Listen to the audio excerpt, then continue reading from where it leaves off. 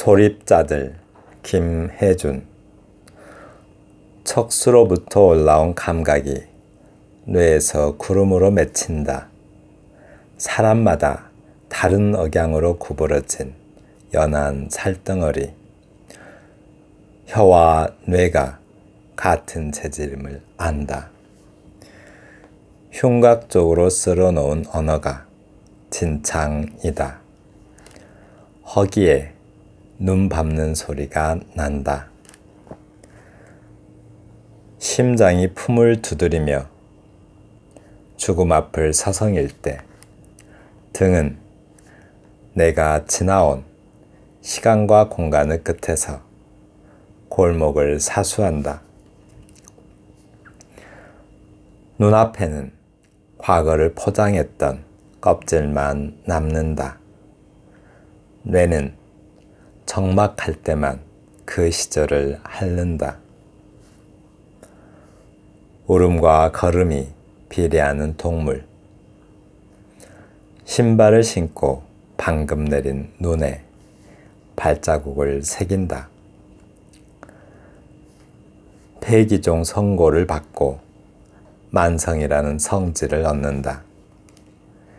나의 체질은 이미 그림자였으니 햇볕으로 얼굴을 씻어도 그늘만 농염해질 뿐이다. 가슴을 훑고 간 X선에는 옛 연인의 실루엣만 기록되었고 나는 그녀의 얼굴을 떠올리지 못한다. 기억이 영하로 내려가자 뇌는 두개골 벽면을 샅샅이 긁어놓는다. 나는 기낭이 되어버린 폐를 위해 손가락을 불쏘시개 삼아 자판을 두드린다. 그을린 단어 몇 개가 잠으로 갈라져 부서진다.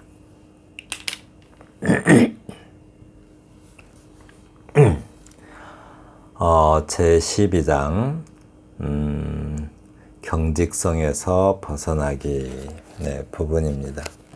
이번이 그 5번째 1인칭 주인공 시점이 몸성에 더 유리하다라고 했는데요.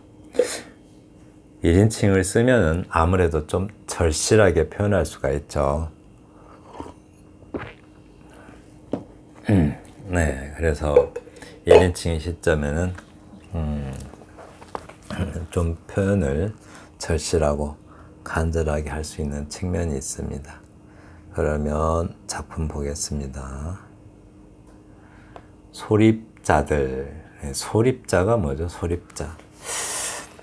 원래 그 사전적 의미는 입자가 있고 입자보다 작은 게 아니죠. 분자가 있고 분자보다 작은 게 원자죠. 원자보다 작은 게 원자 핵이 있고 소립자는 계속 나누다 보면 가장 작은 부분에 이르게 되는데 그 가장 작은 부분이 소립자라고 하죠. 근데 소립자들이래요.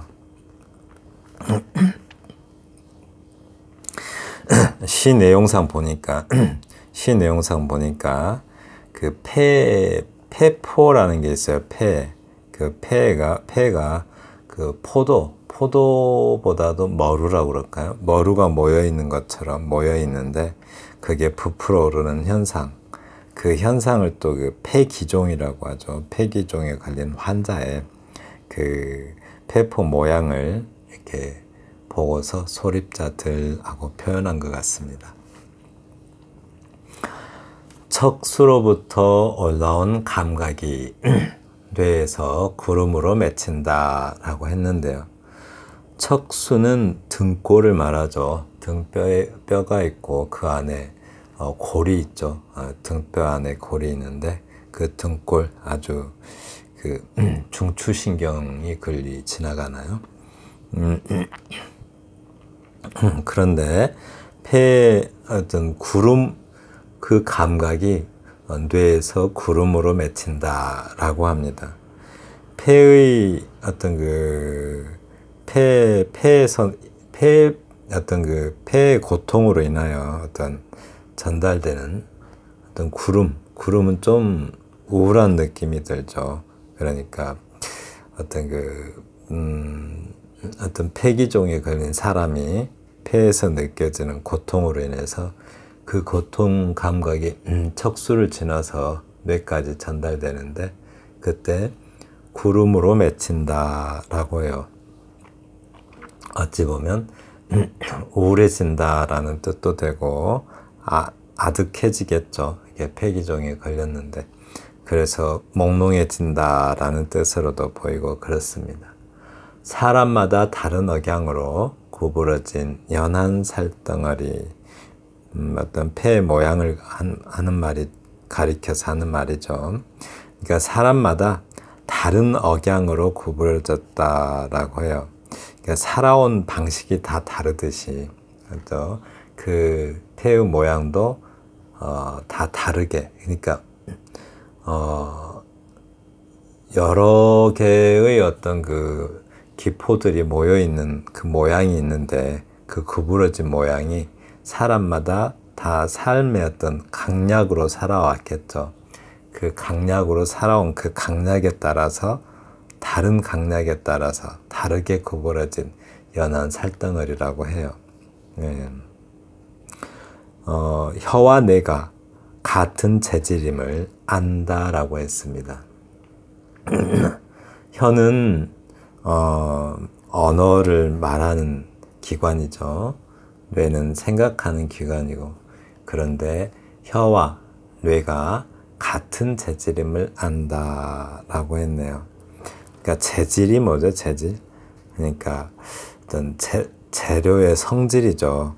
근데 재료의 성질인데 혀와 뇌가 같은 재질이라고 해요. 그거는 아마도 뇌의 생각을 혀가 말하기 때문에 어떤 뇌의 생각대로 혀가 말하는 건데 그런데 흉곽적으로 쓸어놓은 언어가 진창이다라고 합니다.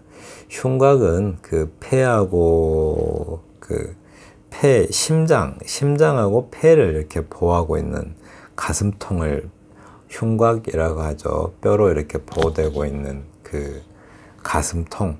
네. 좀 횡격막 위쪽이라고 봐야 될까요? 그 가슴통을 흉곽이라고 하는데 우리가 상자를 곽이라고 하잖아요. 상자곽자잖아요. 네, 흉곽 쪽으로 쓸어놓은 언어가 진창이다라고 해요.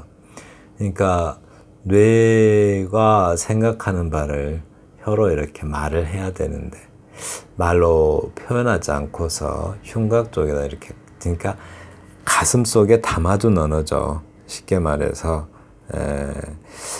어떤 혀로 해야 할 말들이 있는데 그 고통의 말이겠죠. 그 고통의 말을 하지 못하고 가슴에 담아두고 있어서 언어가 진창이라고 해요. 엉망진창이죠. 네.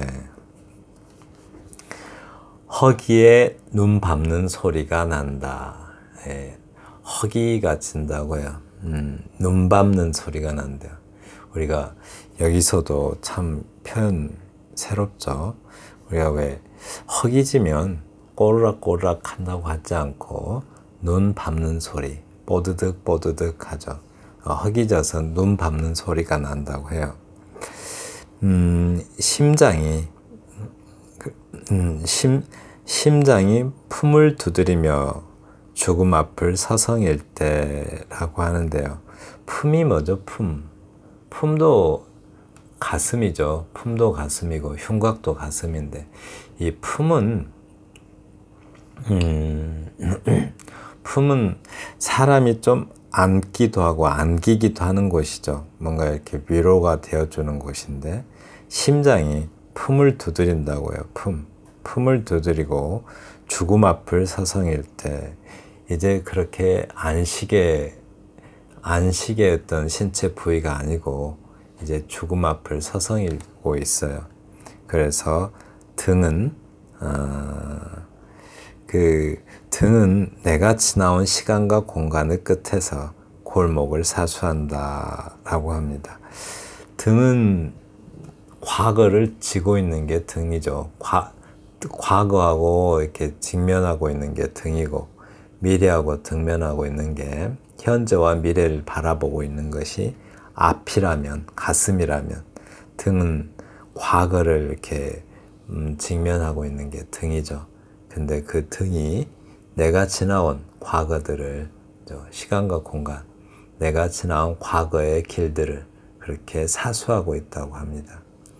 여기서도 보면 이 표현이 먼저 어떤 그 굉장히 감각적으로, 우리는 꼬르락꼬르락 한다 이러면 어떤 뭐 조금 청각적인 느낌이 있는데, 있기는 있죠. 그런데 눈 밟는 상황 이런 것은 굉장히 구체화되고 어떤 그 뭐죠?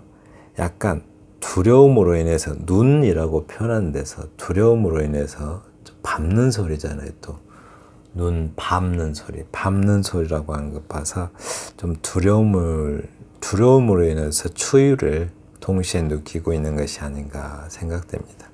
네. 눈앞에는 우리 여기 눈앞, 이런 단어들 참 한국어는 어려워요.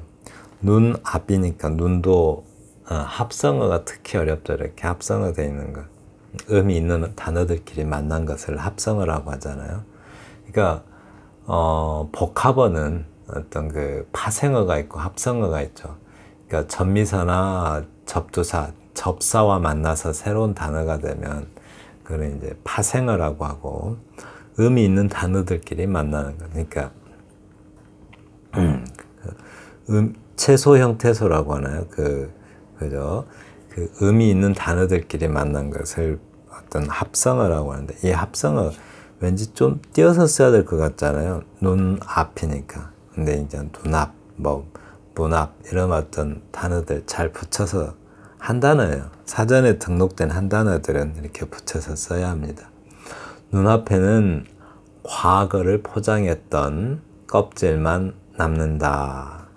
네, 눈앞에는, 그러니까 눈앞에 있는 거, 현재 와서 보니까 눈앞에 있는 현재 이루어 놓은 것들이겠죠. 뭐 물질적인 것일 수도 있고, 물질적 성공이나 어떤 권력이나 지위 같은 것일 수도 있는데, 그래서 그런 것들은 내가 살아온 과정을 포장하는 껍질이라는 거죠. 내가 이루어 놓은 성공이라든가 어떤 부라든가 명예, 이런 것들은 내 과거를 포장하는 껍질에 불과한 거죠. 그 껍질만 남는다. 이 만자를 제가 이렇게 빨간 걸로 표시해 놨죠.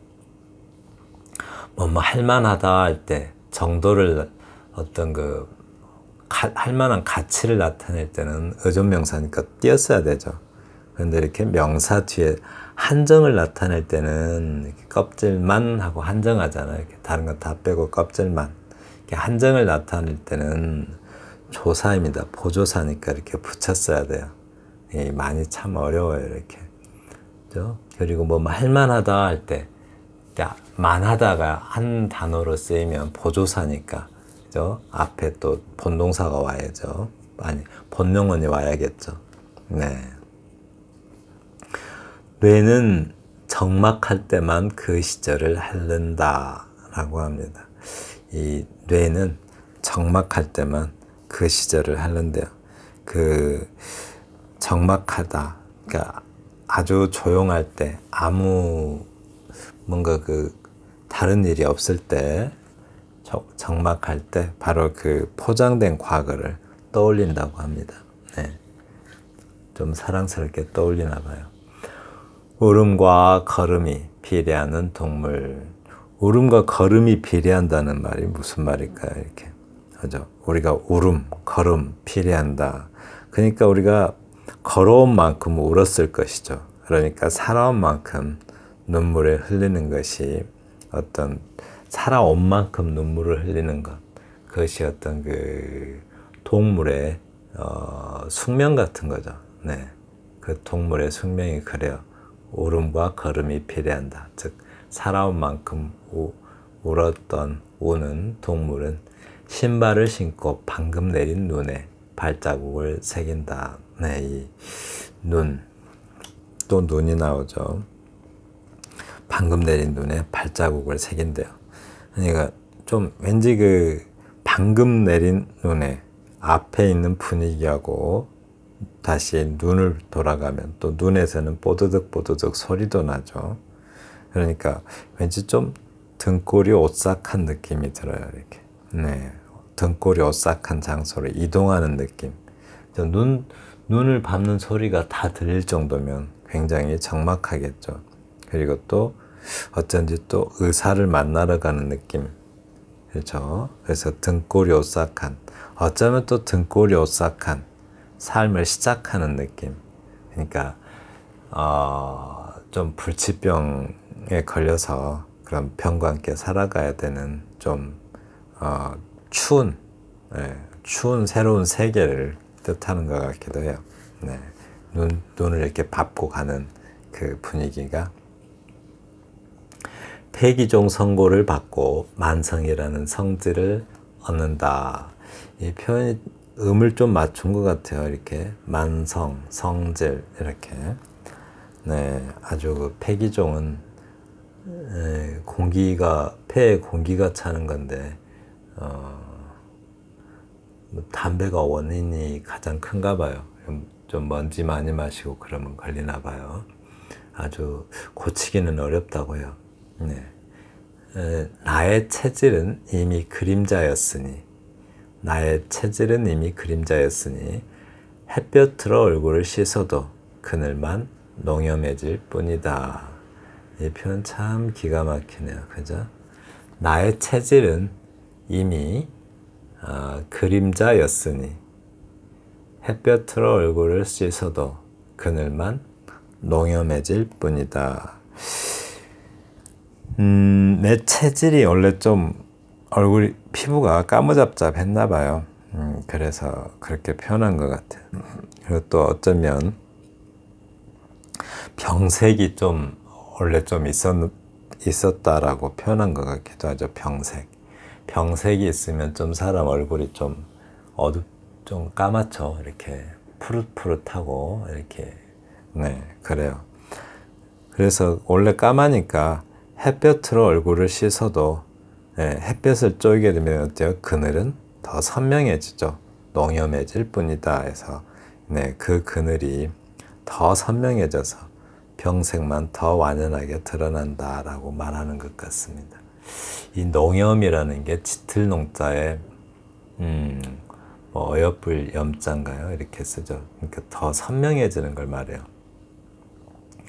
가슴을 훑고 간 X선에는 옛 연인의 실루엣만 기록되었고 나는 그녀의 얼굴을 떠올리지 못한다 라고 했는데요. 여기서 이게 무슨 말일까? 가슴을 훑고 간 X선에는 옛 연인의 실루엣만 남았고, 이 X선에는 이 말을 엑스레이 사진에는 이라는 말로 좀 고쳐서 이렇게 읽어봐요. 이렇게 그러면 좀 느낌이 오죠. 이미 사진을 보고 있는 것 같아요. 그래서 그러니까 이 X선이라고 이렇게 짧게 썼는데 엑스레이 사진이죠. 엑스레이 사진에 자기 찍은 그 가슴이 나왔는데 흉곽 가슴이 나왔는데 그 가슴에는 옛 연인의 실루엣만 기록되었다라고요. 자기 가슴에 평생 옛 연인만 가슴에 품고 살았다는 뜻이죠. 네, 잊지 못하고 그리움 속에서 살았네요. 실루엣이 뭐죠? 그 그림자처럼 생긴 그림이잖아요. 평면적인 그림, 그림자 그림. 그러니까 그 엑스레이 딱 찍어보니까 그 흉곽 엑스레이에 그 옛 연인의 실루엣만 남았어요. 평생 못 잊고 산 거죠. 근데도 나는 그녀의 얼굴을 떠올리지 못한다 라고 말합니다. 그렇죠. 나의 체질이 그림자인데 그녀의 어떤 내가 체질이 그림자니까 그녀의 구체적이고 입체적인 모습이 어떤 기억 속에 기록될 리가 없겠죠. 내가 체질적으로 그림자니까 그녀도 내 기억 속에서는 그림자 그림, 즉 실루엣으로 남아있겠죠. 그래서 그림자 같은 실루엣만 남았다라고 표현한 것 같습니다. 기억이 영화로 내려가자. 기억이 영화로 내려가자. 뇌는 두개골 벽면을 샅샅이 긁어놓는다 라고 했는데요. 기억이 영화로 내려갔다. 왠지 좀 사람이 점점 식어가고 있어요. 이렇게 죽음으로 가고 있다라는 느낌이 들죠. 기억이 영화로 내려간다. 그래서 좀 그렇게 되니까 계속 사람의 몸이 식어가니까, 실제로 몸이 식어갔다기보다는 그렇게 죽음에 가까워진다는 말을 그렇게 표현한 것 같아요. 뇌는 두개골 벽면을 샅샅이 긁어댄다. 뇌가 두개골 벽면을 막 긁어댄대요. 긁어놓는데요. 샅샅이. 그러니까 샅샅이 뒤진다라는 말로 좀 긁어놓는다는 생각을 해보죠. 두개골 벽면에 뭐가 묻어있을 만한 것들을, 기억들이죠. 두개골 벽면에 묻어있을 그런 기억들을 샅샅이 긁어가지고 찾아놓겠다라고 해요. 기억의 부스러기까지 다 모아서 뭔가 하려고 몸부림치는 것처럼 보입니다. 나는 기낭 공기주머니죠. 나는 기낭이 되어버린 폐를 위해, 기낭, 어떤 포도 모양이죠. 그러니까 기낭이 되어버린 폐를 위해 손가락을 불쏘시개 삼아 자판을 두드린다. 그을린 단어 몇 개가 잠으로 갈라져 부서진다 라고 했는데요. 그러니까 이 폐를 위해라는 말을 어떤 폐를 위한 어떤 시를 쓰기 위해 뭐 이런 느낌을 좀 받아들이면 좋겠어요. 폐를 위해서 뭔가 쓰기 위해, 그죠? 시든 소설이든 또는 다른 이야기든 폐를 위해서 뭔가를 쓰기 위해 손가락을 불쏘시개 삼아, 불쏘시개 아시죠? 불 일으킬 수 있는 작은 불, 자판을 두드린다. 네, 손가락을 불쏘시개 삼아서 자판을 두드린다. 그러니까 손가락이 불쏘시개면은 불은 뭐예요? 불은 작품이겠죠. 이런 작품이 불이겠죠. 불. 그런데 그렇게 두들기니까 결과는 그을린 단어 몇 개가 잠으로 갈라져 부서진다. 굉장히 좀 부정적으로 끝났죠. 그러니까 좀 말기적 어떤 태도로 끝났어요. 그러니까 그을린 단어, 말기 질환에 걸린 어떤 환자에게는 검은, 이렇게 화면 나타나는 것처럼 검은 글씨마저도 어떤 죽음의 색깔로 보이겠죠. 그래서 그을린 단어, 그을렸다 이 말은 타서 없어진 거잖아요. 재가 된 거, 재가 된 건데 바로 그 죽음의 결과로 이렇게 컴퓨터 화면에 나오는 검은 글씨가 어떤 그름처럼 죽음의 결과로 보일 수가 있겠죠. 네. 그래서 떠오르는 기억들이 그래서 이렇게 막 기억이 떠오르는데 그 기억들이 잠으로 갈라진대요. 그러니까 자음과 모음이 만나서 하나의 어떤 의미 있는 단어가 언어로 이렇게 완성이 돼야 되는데 그렇게 언어가 완성이 되지 못하고 또 어떤 기억들마다 좀 어떤 시적 언어로 혹은 다른 이야기일 수도 있지만 우리는 시인이니까 시적 언어라고 보겠죠. 시적 언어로 이렇게 완성이 돼야 되는데 그 기억들이 불완전해서 이렇게 완성되지 못하고 자꾸 갈라져서 부서진대요. 네. 네. 그래서 여기 좀 몇 가지 보겠습니다. 이렇게 제가 좀 파란 글씨로 이렇게 표시를 해놨는데요. 네. 이렇게 등이 마치 등을 사람처럼 표현해놨죠. 등은 골목을 지나온 과거의 골목들을 사수한다 이렇게 표현해놨어요. 등이 사수를 한대요. 이런 걸 의인법으로 보지 말고 등을 우리 모든 사물을 시적 대상, 모든 시적 대상 또는 모든 시적 사물들을 사람과 동급으로 그냥 보라는 거죠. 네, 살아있는 존재로서. 네.